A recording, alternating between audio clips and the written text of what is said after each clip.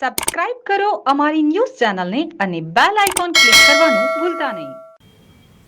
નમસ્કાર, આપ જોઈ રહ્યા છો જમના ન્યૂઝ અને હું છું રોશની શિરોયા. આજે વાત કરીએ તો સુરતના સૈયદપુરા વિસ્તારમાં ગણેશ પંડાળ પર પથ્થરમારાની ઘટનાનો મામલો. પોલીસ દ્વારા સઘન પેટ્રોલિંગ વધારી ભારે બંદોબસ્ત ગોઠવવામાં આવ્યો.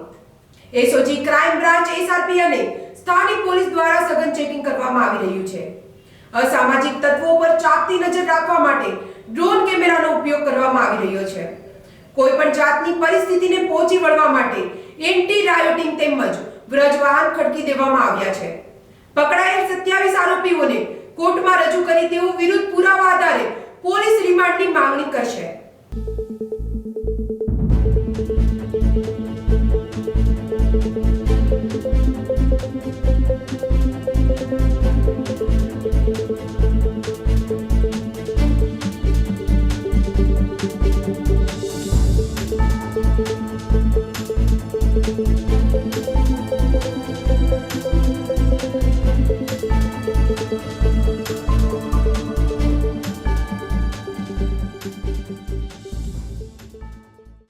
જમના ન્યૂઝ સુરત.